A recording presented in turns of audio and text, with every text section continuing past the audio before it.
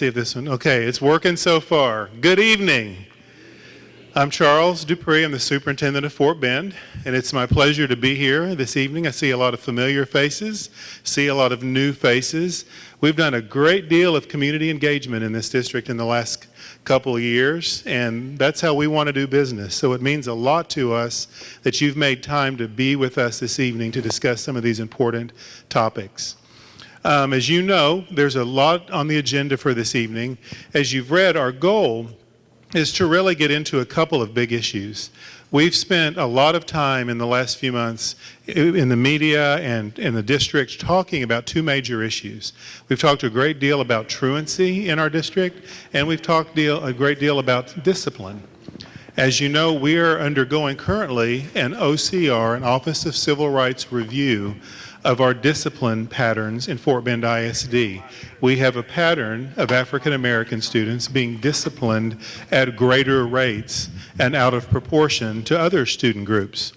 When we talk about that, what we typically talk about is students that are being removed from the instructional environment, from the classroom, losing valuable classroom time because of discipline. And that's happening throughout the district. That's a trend that we have noted and we've been studying for the last 2 years since I joined the district. The Truancy program is also something we've been digging into. We've, of course, made a great deal of change to the program over the last couple of years, but we still have a lot of work to do. And as you know, in the last couple of weeks even, we've kind of taken that system offline so we can really thoroughly review it and retool it and bring it back up in the right way. And of course, we've had a number of meetings about that, a lot of work to do. And as you probably have also read, there's a pending lawsuit that's been filed related to the truancy matter that we're responding to also with our attorneys. So what I want you to, the main thing I want you to know tonight, I'm the first speaker, and my goal is to just set the tone and to just introduce why we're here. We've got several other members of our team who are actually going to lead the discussions tonight. But I want you to know very clearly from me as the superintendent, we're here to have honest discussions. Now, like our other community engagement meetings, we're not going to have an open mic where we just let everyone stand and talk. We want you to be able to work with your neighbors, with other members of this community to talk about these important issues, about how we're going to meet the needs of every single student in this district. As I travel the district, one of the things I hear a great deal is our community does not, no matter how successful our district is, many people feel, and rightly so, that we have not been meeting the needs of all students in our district. And I want you to know that from the school board to the superintendent to the district leaders, we are dedicated to leading a district in which every student is allowed to be successful. There's a word we use, it's called equity. And that means, what that word means is that we do what each student needs for us to do to help them be successful.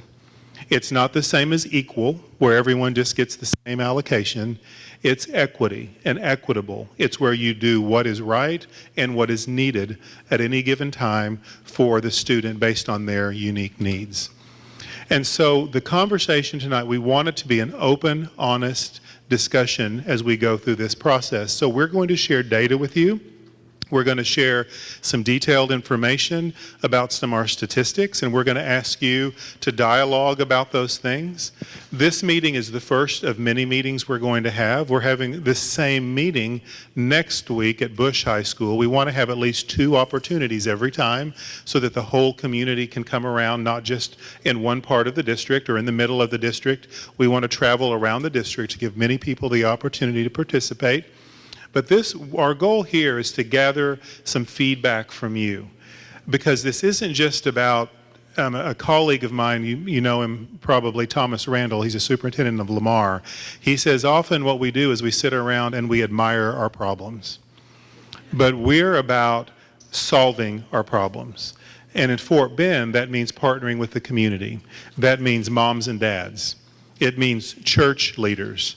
It means coaches of the track teams and the basketball teams and the football teams, because every single one of these people in all of these organizations speak to the children that we're educating. If a child goes to church, they hear from Bible class teachers and pastors and brothers and sisters that are a member of their faith community. If they participate in sports, they often have coaches, many other moms and dads in the community who have a vested interest in them. Certainly, they come to school and they have neighbors. All of these people speak to our children. And so we want to figure out how we can intentionally bring everyone together on behalf of every child in this community. Because ultimately, all children belong to all of us. And we take that very seriously. So if you get the sense that we're trying to shove something under the rug and not talk about it openly, if you get the sense we're trying to dance away from issues and move away from things too quickly, you need to let me know that. I will be here. I'll be standing in the back and participating when necessary. But we want your feedback. This is a big step forward. It's the first time we've done anything like this in this district. And so it's not going to be perfect. We all just need to own that. But it's not about trying to hide or be lightweight. It's about having serious conversations. And after we conduct these meetings this spring, we'll then work all summer to kind of gather and assimilate all the information we've put together to determine a good strategy going forward with a plan for next school year to continue these dialogues and to continue building partnerships and actually putting strategies in place. And that could look like many different things. And so I don't want to even speculate because you might have ideas we haven't even thought of. So again, our goal is to have conversation this evening around your tables. We're going to share information, and then you'll be able to dialogue, and then we're going to gather all this up. Like everything else we do, it will all be very public. We've got a website, a web portal on the district webpage where you can track the results of tonight's meeting. You can see a video of the meeting. You can read the things that you wrote, the things that you've submitted. So it's all very transparent. So even if someone is not here tonight, they'll still be able to watch the presentation and give us feedback via the website. So anyway, that is my job for this evening. Once again, I want to thank you for being here with us tonight. Your participation means a great deal to us. So please, again, just feel free to speak to me as you see fit this evening. I look forward to getting to know you, visiting with you more throughout the evening.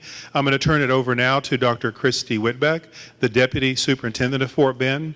Christy is responsible for the oversight along with Don Carlson, who you'll meet later.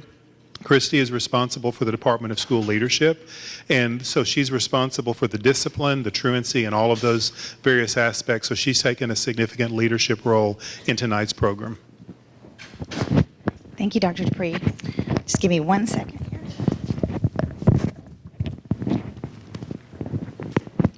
We're very glad that you're here tonight. I want to cover with you just a few logistical items to make yourself comfortable. Restrooms are located right around that corner there. We have emergency exits to the front and to the rear of the school right here. Your seat will serve as a flotation device should we be in flooding. Just kidding. But anyway, so hopefully you have those logistical things. We have refreshments over here, and we can hopefully get you comfortable. I do want to point out a few other things. There is a chart tablet over here, and it says parking lot. If you at any time have a question that comes to your mind and you're thinking, I want to make sure I get an answer or that we cover that, you want to write it on a sticky note. Inside the boxes in each six-section table, there's markers, sticky notes, things like that you might need. Feel free to go over there and park the question so that we can make sure someone is able to get that back for you. I want to share some introductions as we begin so you know who's with us tonight. I see that we have one school board member. Kristen Tassan is back there, I think, if you want to give us a wave. We have our Chief Academic Officer, Dr. Phyllis Hill. And we have other administrators here, Executive Director of Curriculum Instruction, Ginger Carabine, and others that will be in the program tonight. I would like to introduce Beth Martinez, our Chief of Staff, will be part of the program. Nancy Porter, our Chief Communications Officer.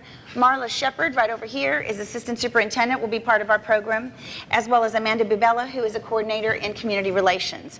And Don Carlson is our Director of Student Affairs. Student Affairs actually oversees our discipline and our attendance. So That's a connection for you there. I wanted to also acknowledge that we have some pretty awesome guests with us tonight. Oh, there's Cosette Church, the principal of Marshall High School. Thank you for hosting us tonight, Cosette.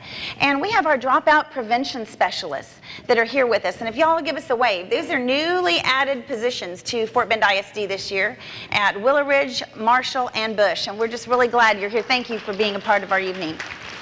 I also want to acknowledge other assistant superintendents and other central office staff. If you're here, will you give a wave? Because that way you'll know there's some support out there if you have other questions. I know there's several of them here. Most importantly, though, I see some faces in our audience, and that's our students. I know we've met some from Willow Ridge. If you're a student here in Fort Bend ISD, would you please stand? Stand up, because we want to...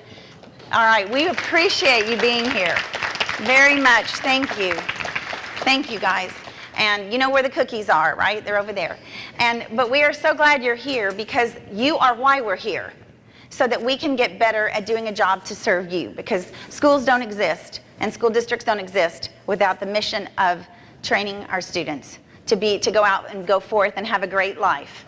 So as we move forward with our program, we've covered our logistics. I want to share with you what you can expect. We have our evening broken down into 3 sections. The first section is Inspire, and I'm going to share that with you in just a moment. And then we'll move into Equip. We're going to give you some information in small doses. Then we're going to seek your feedback.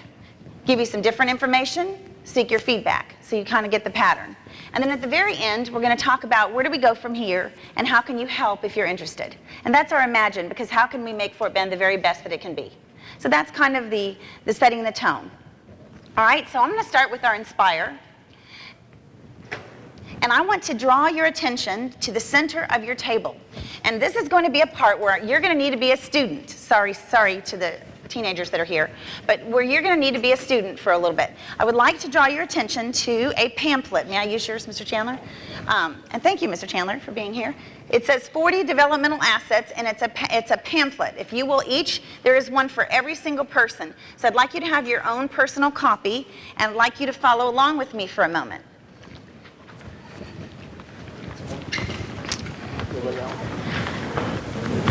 Okay, everybody has it, right, class? Here we go. I want to tell you that this particular document is one of my favorite and most cherished pieces of information that I ever found when I was a principal. And I value the information in it greatly. And we decided as a team that we wanted to make sure that you understood it. Whether you're a parent, whether you're a faculty member, whether you're a student, that you understand this important information. Nancy Porter and her team have shared it in the years past, but it's been a long time, and it's time for us to revive this important information. So I want you to sit with me, and I want to just take a few minutes, and I want to share with you some powerful things that are inside of this document. First, I want you to know it's research-based. It's written by the Search Institute, and everything in there is research-based, so it's not just an editorial. It is actually based on research. I'd like to draw your attention to page 2. So if you'll turn your pamphlet to page 2, and I'd like you to see that there is a list there, and it says 40 Developmental Assets. So this list, and you can go down and you can notice that they're in categories. There's categories of support and empowerment, social competencies, values. They're in categories. Each of those 40 assets have been determined to make a difference for whether a young person goes out into the world and has a greater percentage chance of succeeding. And what do we mean by succeeding? We mean going forth and having a productive and happy life and contributing positively to society. So those 40 assets are listed for you on page 2. Now I want to draw your attention and have you skip with me. I want you to go to page 4. You're going to see a pie graph at the top, and you're going to see some information. I want you to look at that center gray shaded box. Average number of assets by gender, grade, and geographic location. So out of 40, you can see that the average is roughly 20. Which means that if I'm a teenager, that the average out there for me would be 20. If I had a room full of teenagers, there might be some that think that they have all 40 assets. There might be some with only a few assets. The average is 20, and we notice that there's a bit of a disparity between the girls and the boys.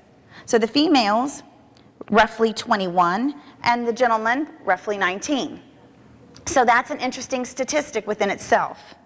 And you can also look at the grades. Look at grades 6 through 12, and you can see very clearly that there's a decrease as students get older, which is another interesting observation. Now I want to draw your attention to page 3.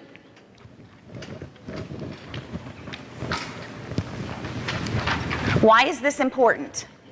Because this research tells us that there is a relationship to the amount of assets that a young person has and the behaviors that happen in their life, both positive and both negative. So as you can see here, the more assets a student has, which would be on our slide and on your page to the right, the less likely they are to be involved in drugs, violence, sexual behavior, behaviors that can get them down wrong paths.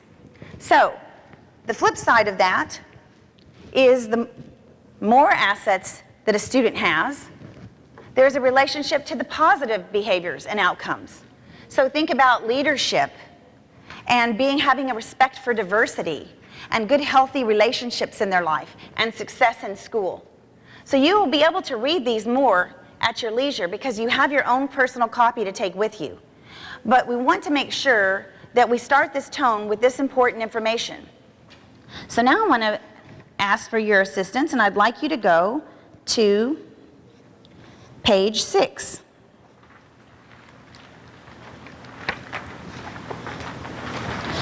In the back of this, and at another time, you can see how individual organizations can make a powerful difference for a student. You see the home, the neighborhood, the school, and the community. And that's why we're really all together. Each of these areas together are what we're going to do to give the tools to all of our children to be more successful in their life. So now, I'd like you to go to back to page 2 to the list. And now, on your table, and may I borrow yours? You should have a yellow page. And this is going to be the first time where you're busy. If you didn't bring a pen or a pencil, hopefully there should be some in your box. And this is where you can write this down independently to begin with. But here's your task.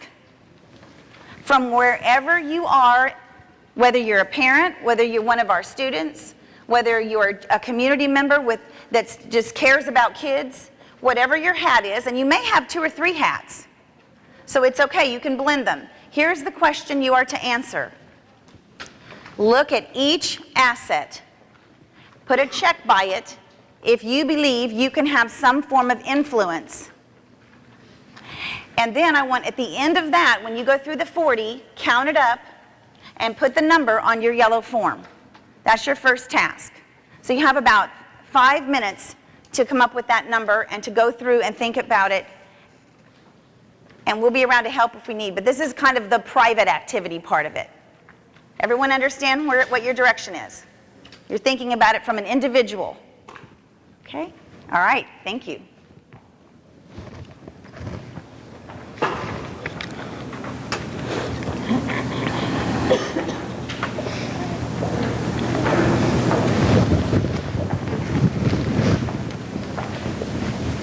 Still set the slide timer.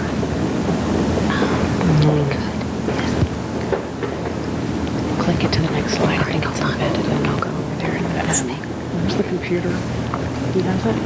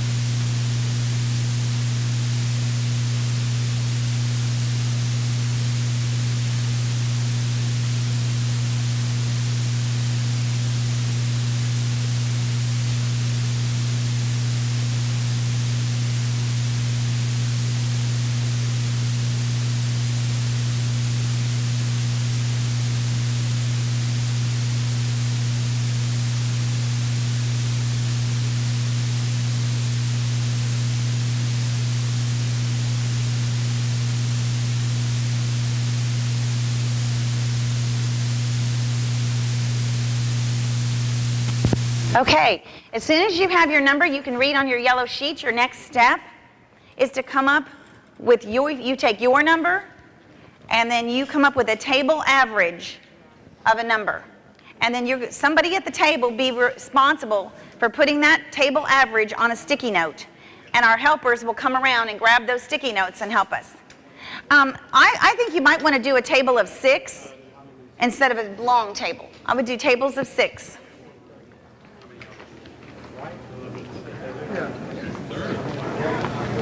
Once we get it, you can give me a big average later.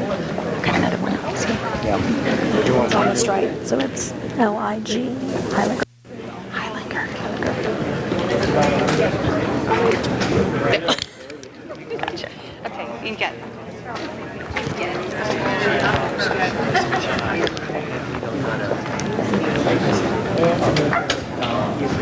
And then you're looking. Did you find any?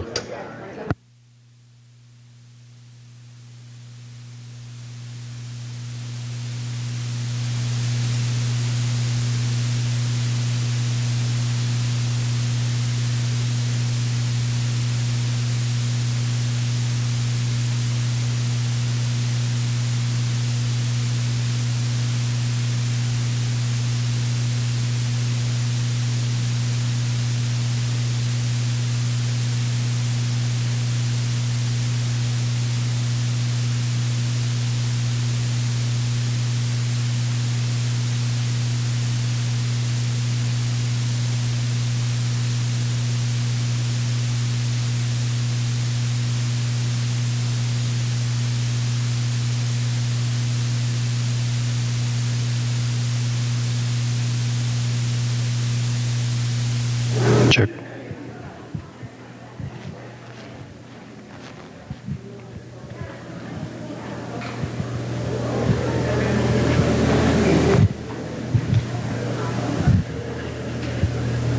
Check, check, check.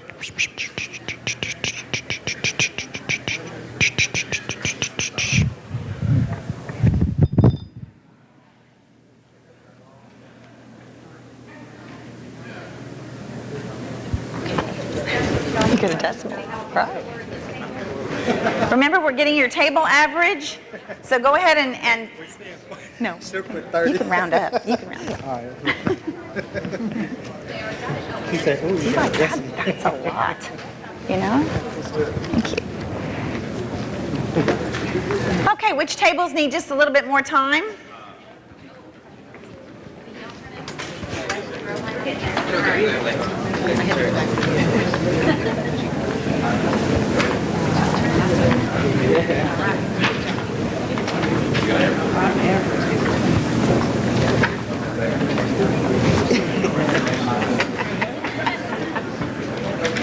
Once we get them all, we will end up with a group average. Are you ready? Okay.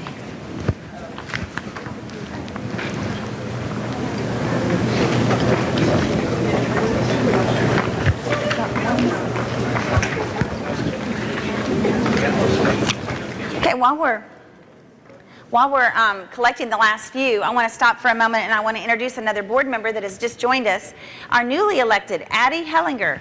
Addie, welcome. We're glad to have you here tonight. There's Addie.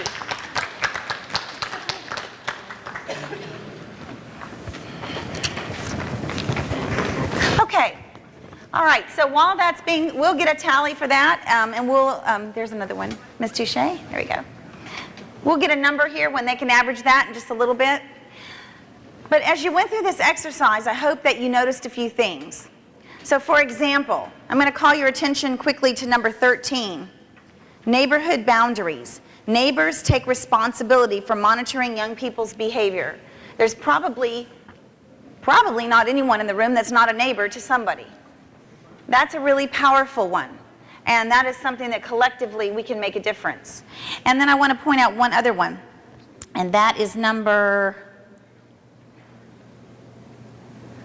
18, youth programs. Young person spends 3 or more hours per week in sports, clubs, or organizations at school or in the community. So here we have our athletic director right here from Willow Ridge and his football guys.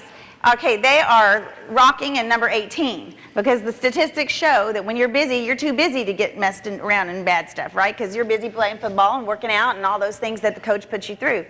So these are just a great tool for you to have as you're in our community and as you're working with our youth and as we're working together.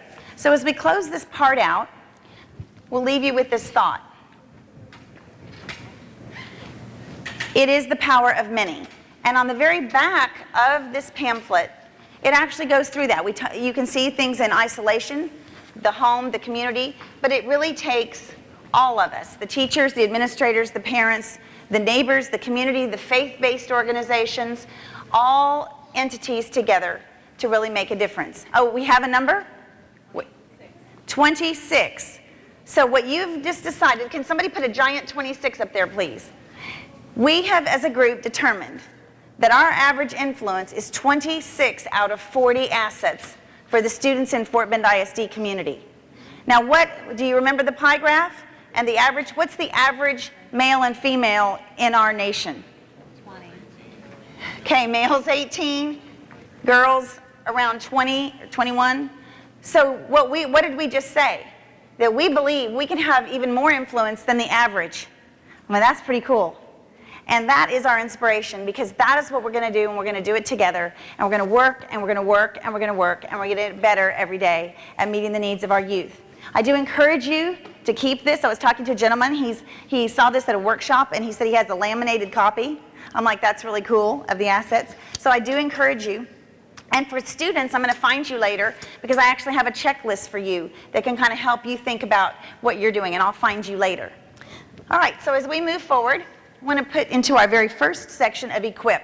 And I want to introduce you to Amanda Bibella, who's a coordinator in community relations, and she's going to take you through some important information, and then you'll have an opportunity for feedback.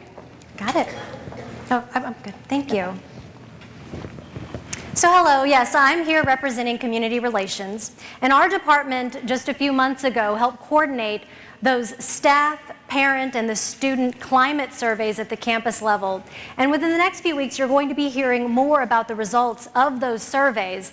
But for the purpose of tonight's presentation, we're going to be talking about student engagement. And just to let you know that one of the things that we're working on right now is we're going to be launching a student engagement survey later this year. So in the fall of 2015, you can expect to, once again, have an opportunity, and we hope that you will participate and let us know what you think about student engagement. And we're going to start today by talking about the focus groups that sort of started this whole ball rolling earlier this year. So prior to the surveys on student engagement, we started with some focus groups at the secondary level, and those involved middle school and high school students, and we're really just trying to get a focus, a starting point, if you will, for those surveys that are going to be conducted later this year. And so we're going to be starting just by talking about some of the discussions that came out of those focus groups. So we're going to start, just to make sure that we're all on the same page first, though, let's define student engagement and what that really means. How were those groups selected? Um, We worked with our counselors to identify focus groups, members, and I don't have the exact number, but they were middle school and high school level students. So student engagement is the essential component of successful and effective schools. Engagement is that sense of connection that students have with their school and with their studies. And there are factors that influence the school environment, the performance of students, and their interactions with their peers and their teachers. Interest in classroom activities, perceived relevance of the subject matter, feeling safe at school, having defined career and education goals, participation and availability of extracurricular activities, and relationships with adults and peers are all impacting the level of student engagement. So really, what it all comes down to is that student engagement is the relationships that our students have with their teachers, with their peers, and with others in the school environment, and also the connection that they feel with the campus and also with the material that they're learning. And so that's where we're going to sort of start the discussion tonight with the equip portion of this presentation. And this is from the focus group. Wanted to get a general idea of student engagement currently. And so at the middle school and high school level, they were asked to rate 1 through 5 the level of student engagement. The overall engagement average was 2.99. So that's 3 out of 5. We know already that that means there's room for improvement there. If we have a rating of 3 of 5, we've got some room to grow. And then one of the other things I want to point out is that you can see is that the level of engagement there in grades 6 through 8 and then grades 9 through 12, there's a decrease. So we know that according to our students in this focus group, again, just starting the discussion, there seems to be a decline there between the middle school and the high school level. And so that's something that we're going to want to explore more deeply in this process. So now we're going to go to some of the other discussions that were had in these focus groups. And they were asked about their most favorite parts of school and then their least favorite parts.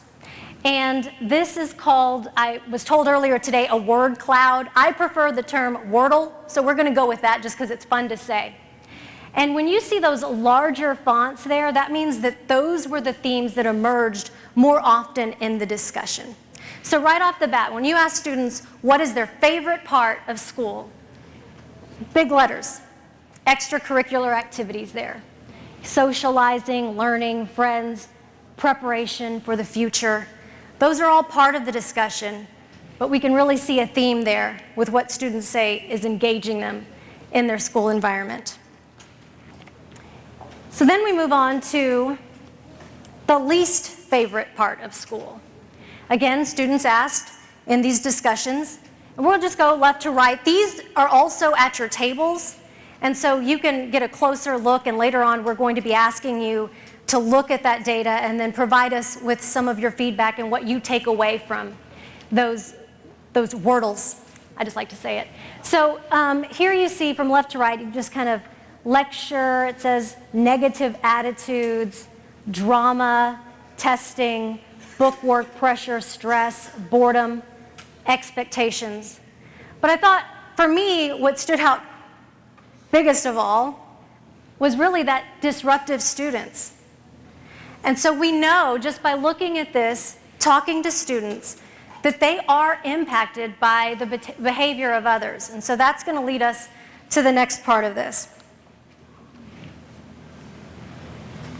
And that's the climate. So again, these are just preliminary findings from the climate surveys that were taken earlier this year. And we're going to be sharing more of this in depth in the next few weeks. But preliminary, we just wanted to show you what students are saying about safety and behavior. And so right off the bat, that first one there, it says, I know what will happen if I break the school rules. Okay? 90% agree or strongly agree with that statement. Okay? The next, I respect teachers at this school. 86% agree or strongly agree. My campus is safe and secure. Okay? So right there, I want to just note that you have 2 out of 10 there that don't necessarily agree with that statement. Okay? I feel safe at school, again, about 2 out of 10. 70% agree, strongly agree. About 2 out of 10 do not. Again, that's somewhere else where you can focus some effort. And then discipline is enforced appropriately at the school. Right there, 3 out of 10 did not agree with that statement. So again, these are just very preliminary. It's a snapshot of the district and what we just learned in those surveys. But based on this is what we're going to start off with. If you could just, I don't have it, but it's the blue sheet. And based on what you just saw, we're going to ask you to have some more tabletop discussions there with your group and give us some feedback. What you see in this data, and just give us your thoughts and feedback, and then we'll be collecting that. We're going to pause for a minute, and then we'll be collecting those. Thanks.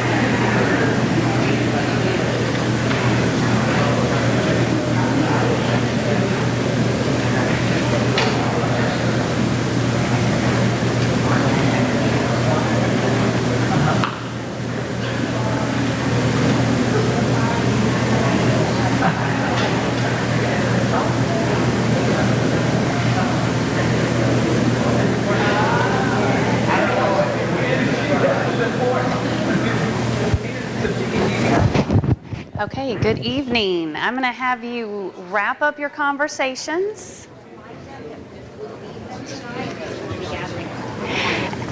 And as you fill out these, your colorful sheets of paper, if you will leave those on the table so that we can collect that information and take that back so that we can improve systems and processes and look for ways to better serve our students. We would appreciate that. So as Dr. Whitbeck said earlier, I'm Dawn Carlson, and I'm the Director of Student Affairs.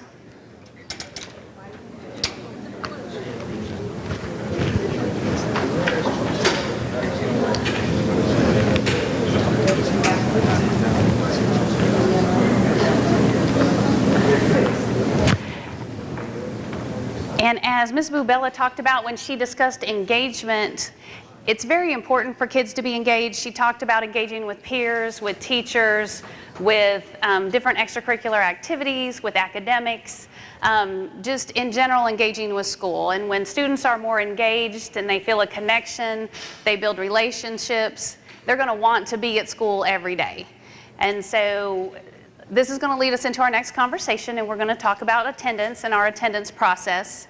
So one of the things that I want to do tonight is walk you through our current attendance process. So you can take a look at that.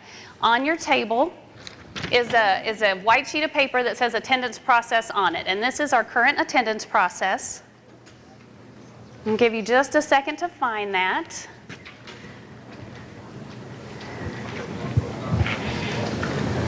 And I'm going to walk you through this process and discuss it, and then again, when we're finished having this conversation, I'm going to ask you for some feedback again so we can get some more thoughts.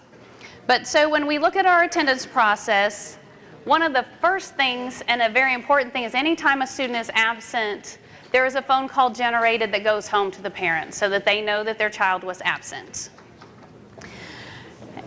Once a child is absent, a parent has 5 days, or the student has 5 days to bring a note to explain that absence. And that's a very important part. There is a half sheet of paper on your table that talks about it straight from our student handbook, our student parent handbook, that talks about when an absence is excused. And there are reasons why absences are excused.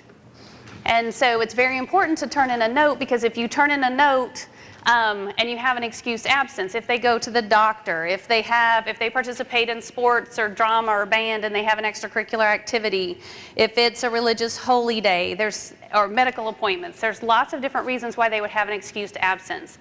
As long as a parent sends a note, then those absences are excused. They need to send it within 5 days.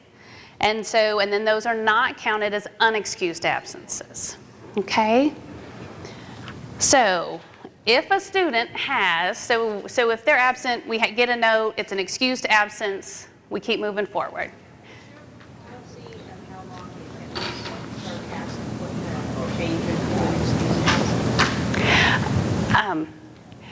Can I have you write that on a sticky and hang on to it, and then we'll answer questions in a little bit.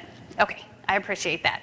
Anytime you have a question, please put it on a sticky so you don't forget it, and then we'll address them. We'll address them later, or you can stick them on the parking lot too, but you can hang on to them. So once we have 3 unexcused absences in a 4-week period, or 5 unexcused absences, then a truancy warning letter is generated. And that is just a letter that goes home that lets the parent know you have 3 in a 4-week period, or you have 5 unexcused absences. If after that warning letter, an additional 3 unexcused absences are generated for the student in a 4-week period, then a truancy complaint is issued. And at that point, then the student would also get, and the family would get, an invitation to our truancy diversion program.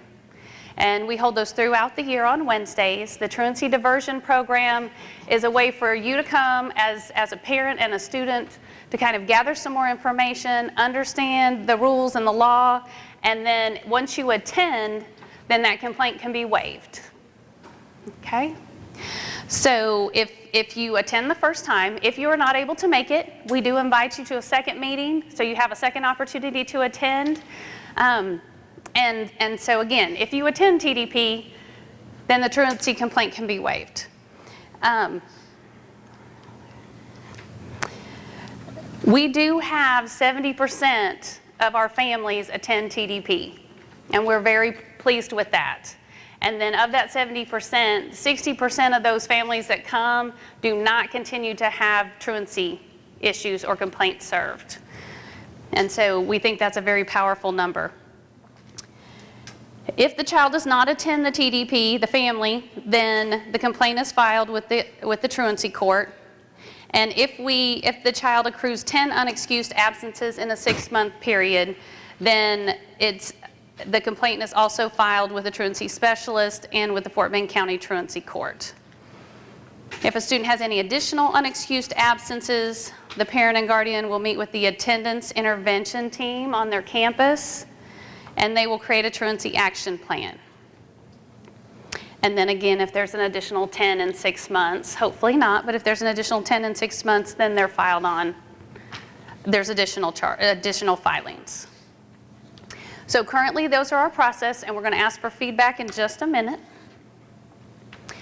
But when we discuss truancy and absences, we do want to keep coming back to the fact that the whole reason we're here is to ensure that the students are learning, that they're getting the academics that they need, and we're meeting the needs of the students. And so in order to do that, we need them at school. And so,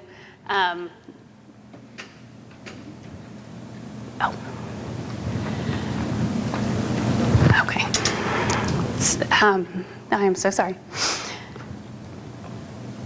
The compulsory attendance is a law, and in the state of Texas, students must attend school if you are between the ages of 6 and 17, or if you are being homeschooled.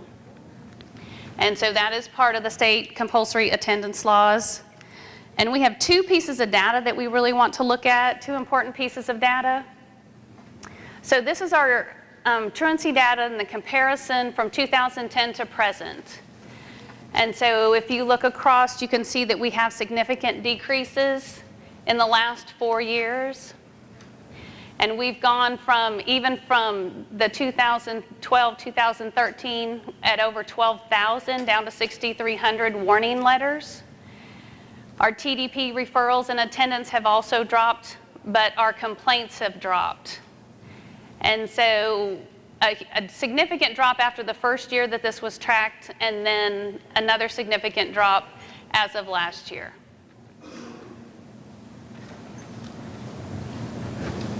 And the second piece of data that we want to look at is our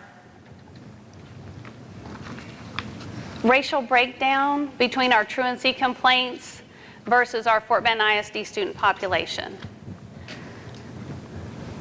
And I think you can see that pretty well, but our Fort Bend ISD, our student population ratios, 25% of our entire student population is Hispanic, 29% is African American, 19% is white, and 24% is Asian.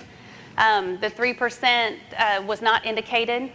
And so when you look at our complaints, 27% of our complaints, the students are Hispanic, 47%, the students are African American, 9% are white, and 5% are Asian.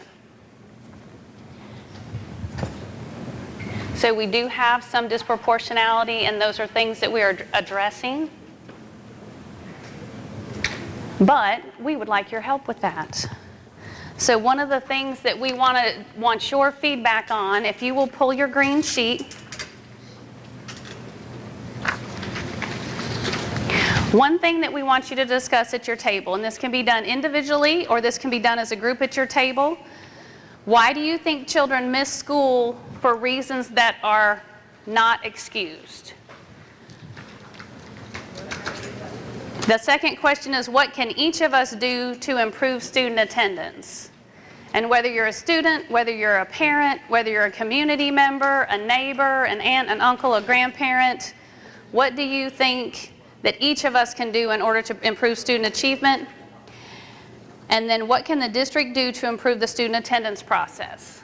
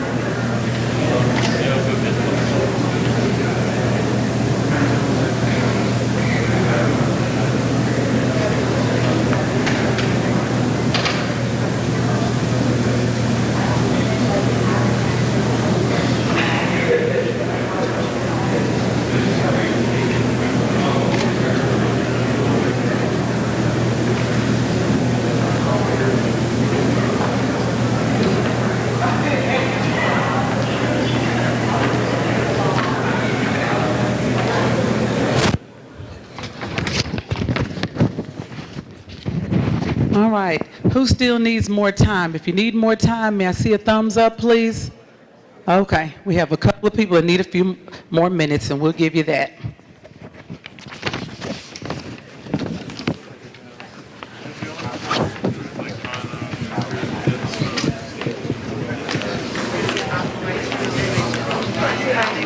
What's your name? Marla Shepherd. I'm Lindsay Bradford. You look so familiar to me. Okay, so Lindsay, where are you from, or what are you? I'm with the Living Rare Pharmacy Technician School. Okay. Yes, ma'am.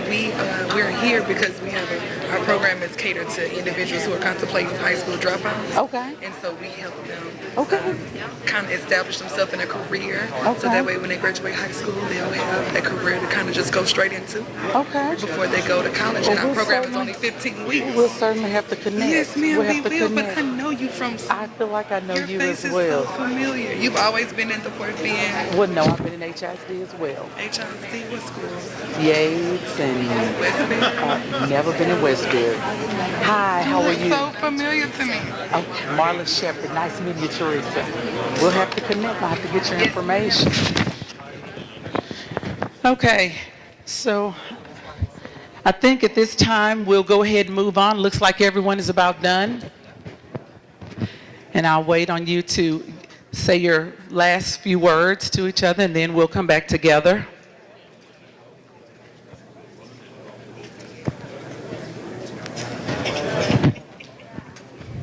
All right.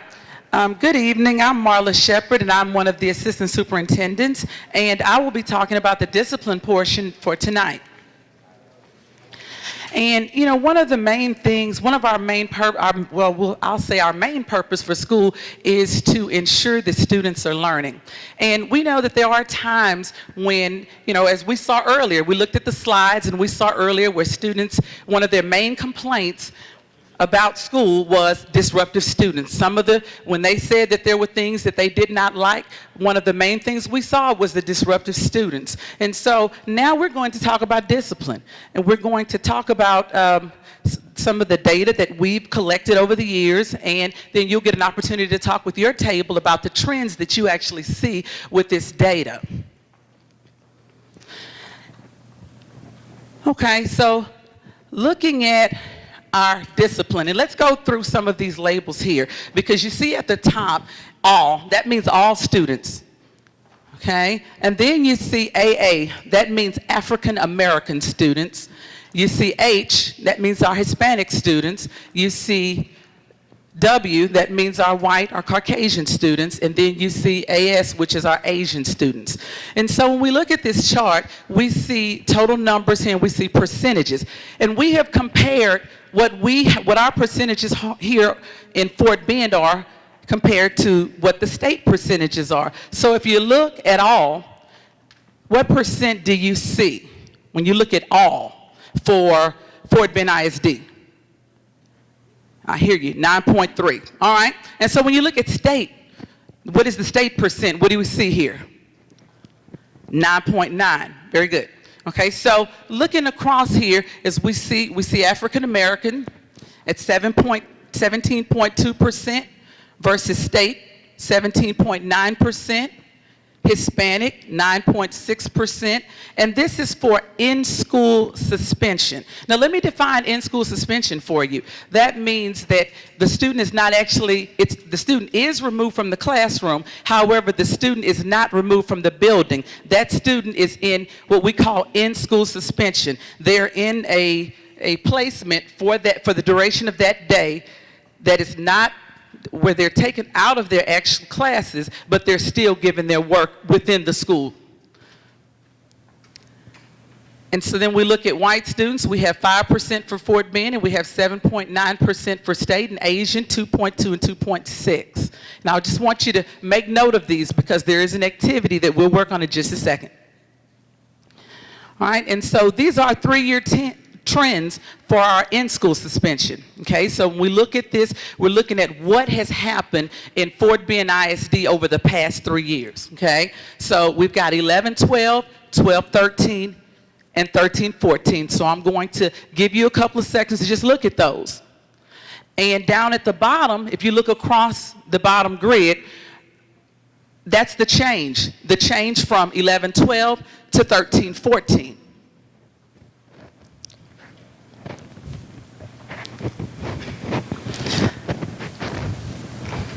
In most cases here, you see that there is, well, in every case, you see there is a decrease.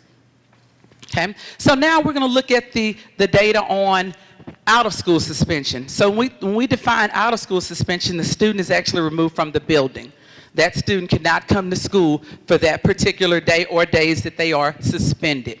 So looking at, again, this chart documents what Fort Bend percentage is, and then it also documents what the state percentage is, so we can compare the two. And that was for 13-14. So looking across,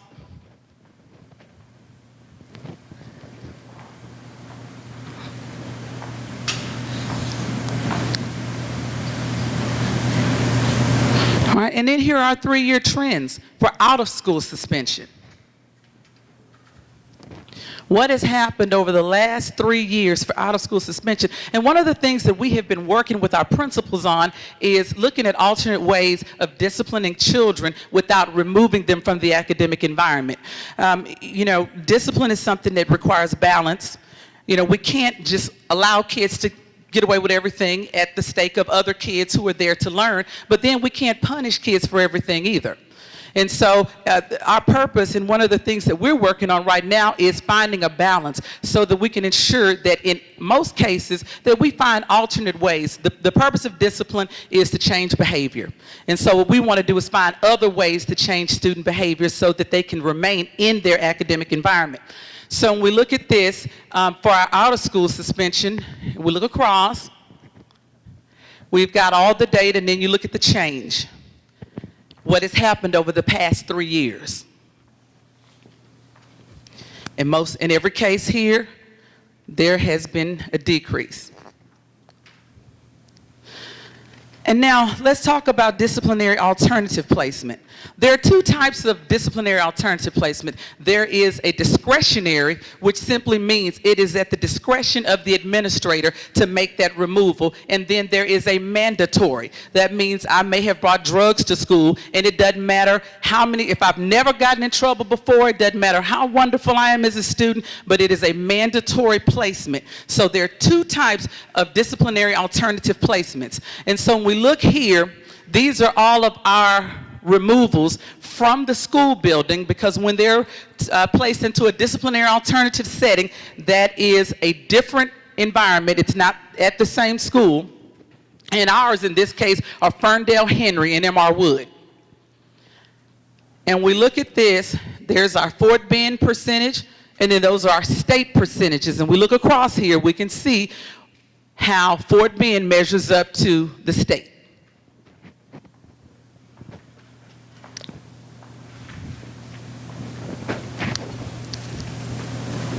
And then here are 3-year trends. What has happened over the course of the last 3 years?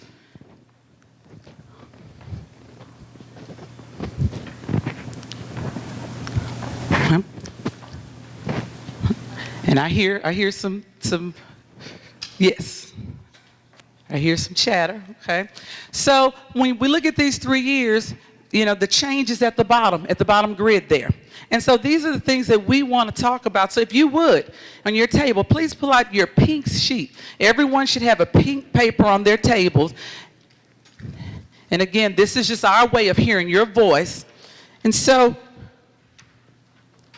what we're going to do now is we're going to talk about, what do you notice about the data on the discipline? You have all of these numbers on charts on your table if you did not make any notes on any paper as I showed the video slides here.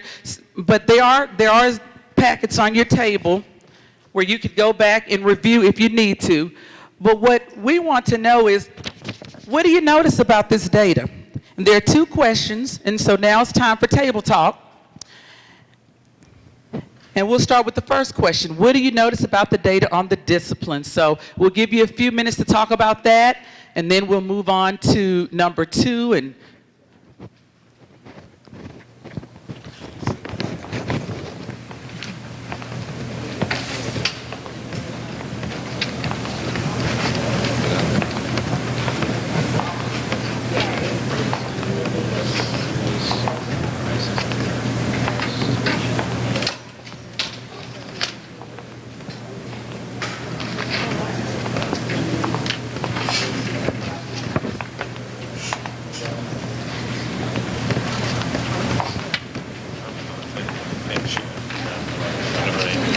Not really in the pen?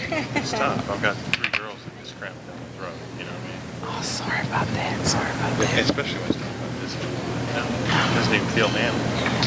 Oh, well, sorry about that, but at least we have some other You colors do. on there You to do have some offset that pink. wide So, variety of colors. Yeah. It looks like Easter, you know what I mean? yeah. Nice pastels, but it's really springs. That's the essence of I it. like that too. Yeah. Because it is me. Yeah. It's something. We have good friends.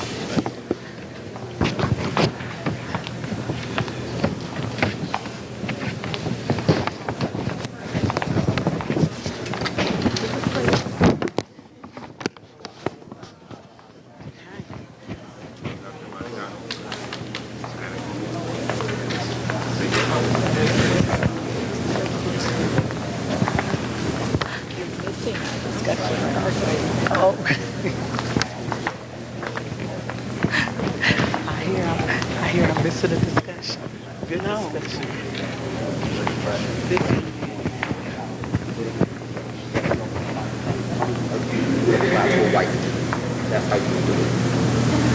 Okay, what if it's a white student? White students, white students,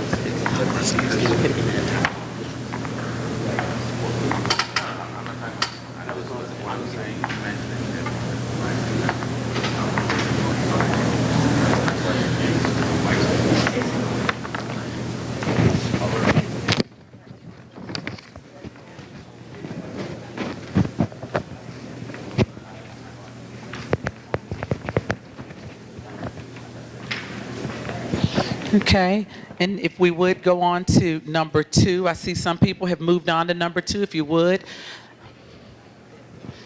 It's our purpose to maintain the integrity of our academic environment as we discipline.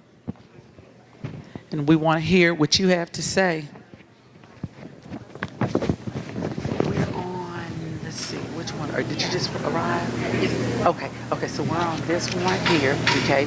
So we just went through all the slides on the discipline data, and so then what we're doing is getting your input right now, your feedback on these. And so if you guys would, or you ladies, would collaborate on these two, and then we'll take those and we're going to formulate just a list of everything that we've collected from tonight to help inform our next decisions. Okay.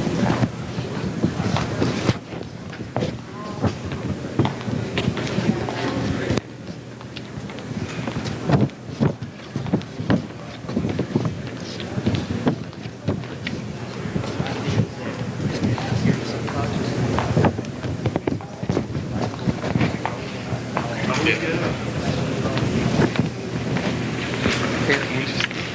What's next? What's next? All right. They're not done, but are you ready? I'm gonna grab my hat. Well, you know what? I kind of need my hands. What's the best way to?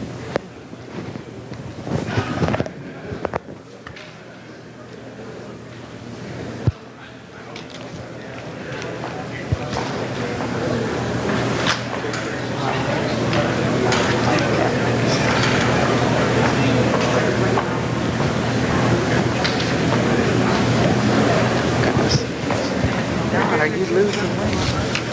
Me? I was asking, are you losing weight or is it just me? Yeah, you're losing weight. Maybe it's the job.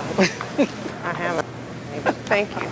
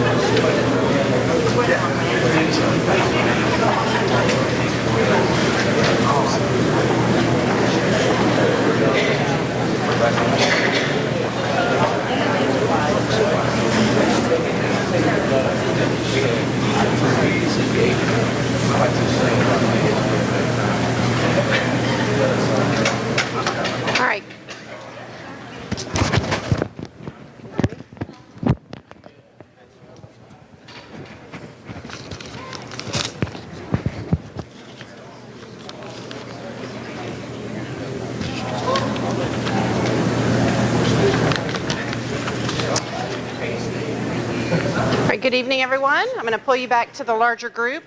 Can you hear me? All right, you should be finishing up your pink form. Give you just a few more seconds to get that finished up. I still see some pencils going, so just about 30 more seconds, and then we'll move to our next piece of the presentation.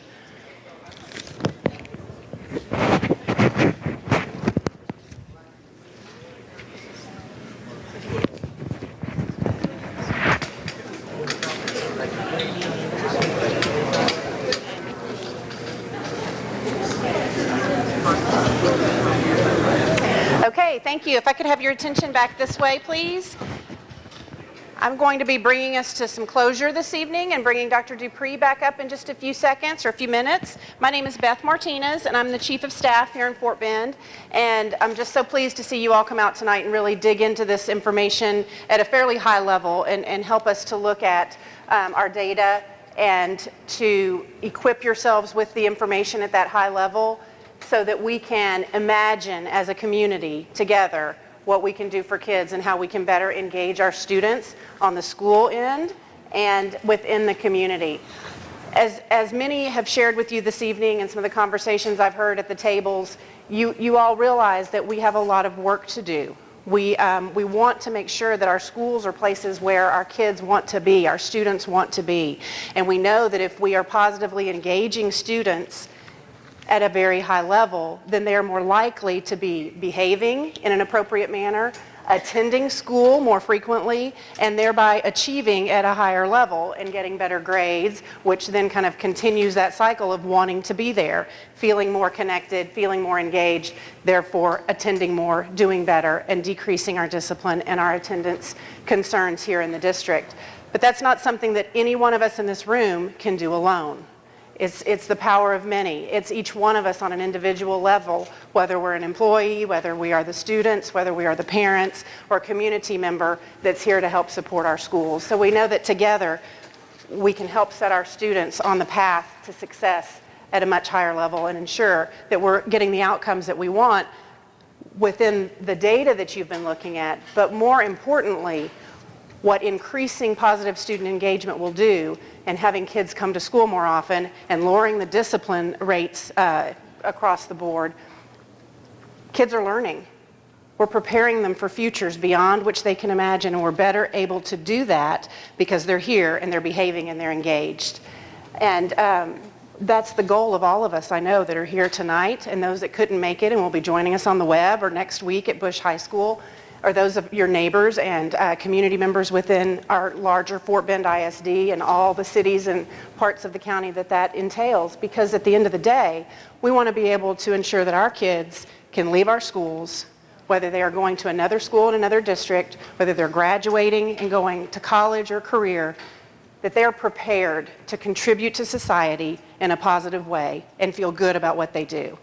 And data shows us or tells us that those of us who stay in school, those of our students who stay in school and complete school are at a greater advantage for earning, have a potential earning at a greater level than those who do not stay in school and do not finish school. It's just the way that the world works.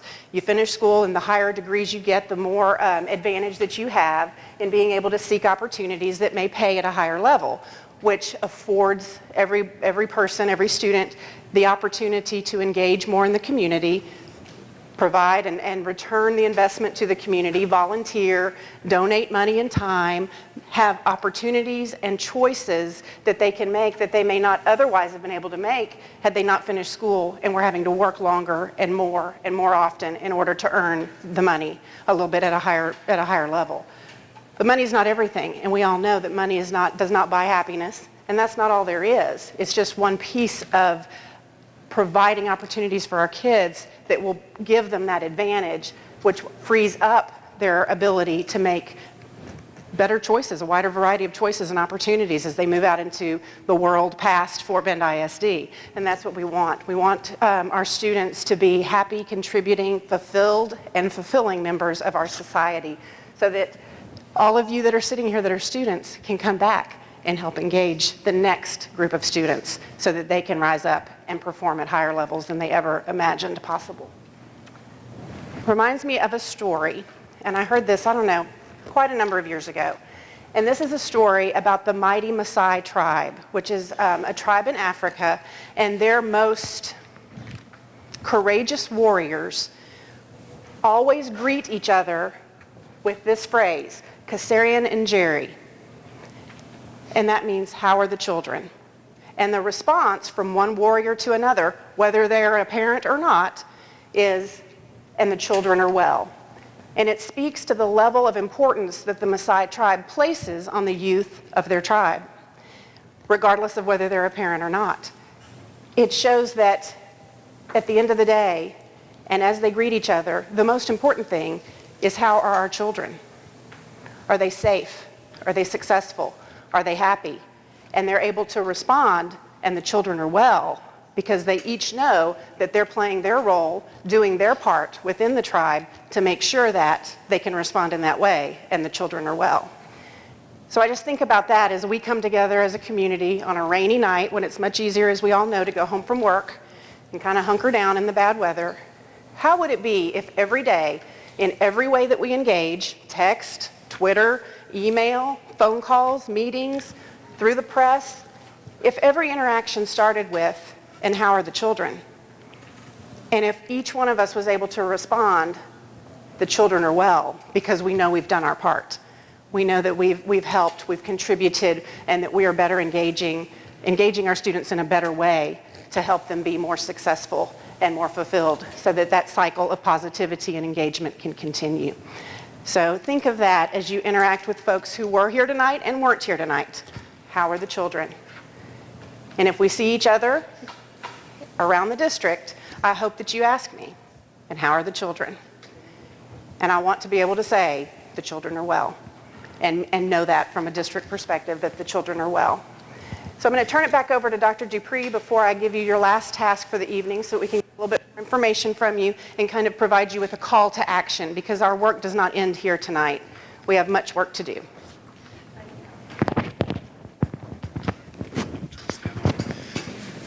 Whoop, don't need that. Thank you, Beth. I'll be brief because I'm really kind of making some unplanned remarks, but I just felt like after listening to the dialogue, listening to the things we've shared, and kind of listening to you discuss, I just want you to know it means a great deal that you're here tonight. We don't have 500 people here, but we have a good number of people who care deeply about this community, who care deeply about our schools, who care deeply about our children.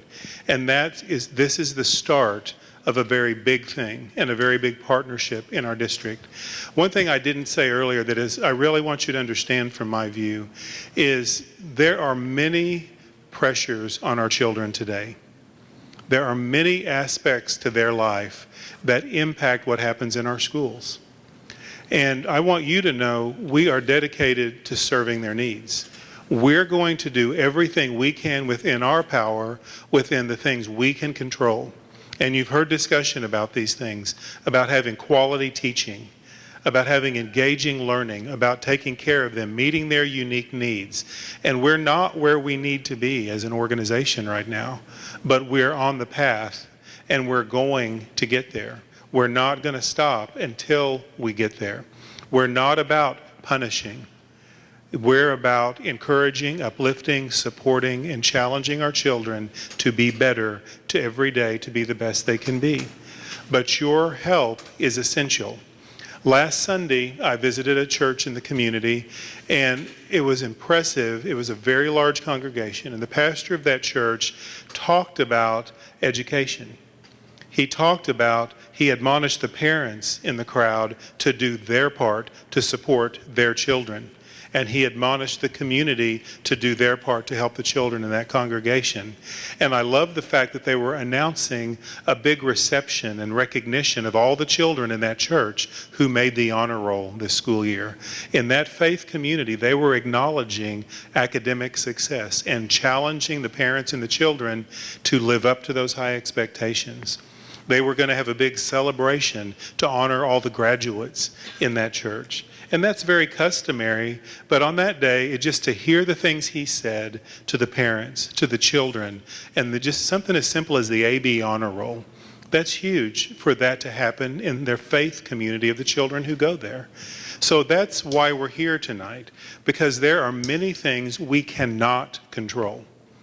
And we need you to help us bring the rest of this community around the children to help manage those things that are beyond our control. We have families in this community that are hurting. And you know, when you look at some of the reasons that children don't come to school, some of them have nothing to do with school.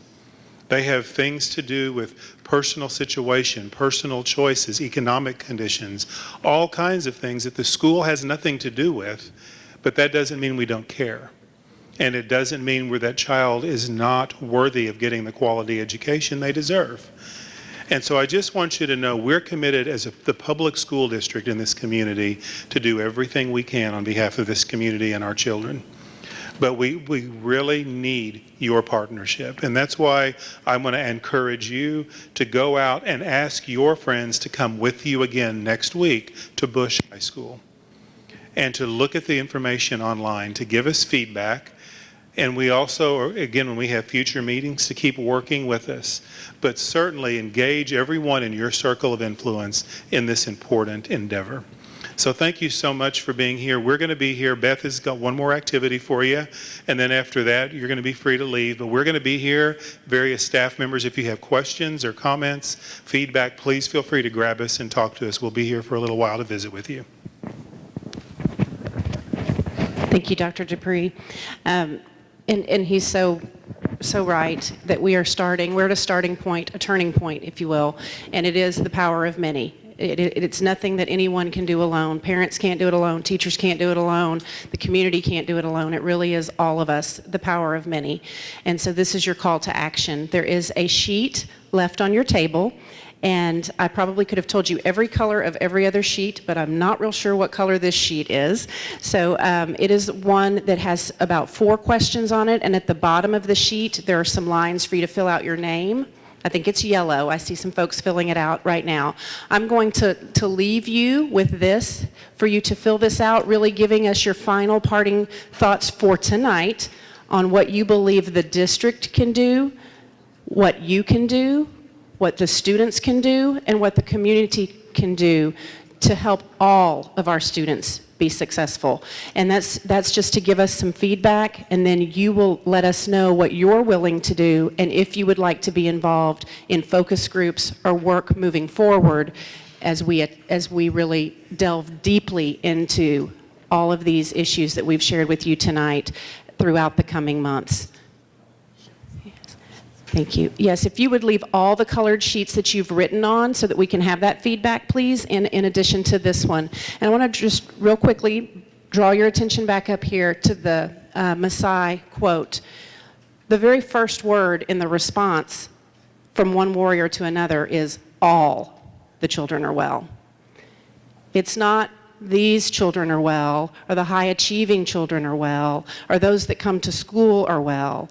It is all the children are well. So as you think about what you would like to do and are willing to do to help us, think about that. It's for all the students, truly, every day, to help make a positive impact for them. So thank you again for being here, and we're here for a bit, so take your time filling this out and let us know if you have any questions. Thank you.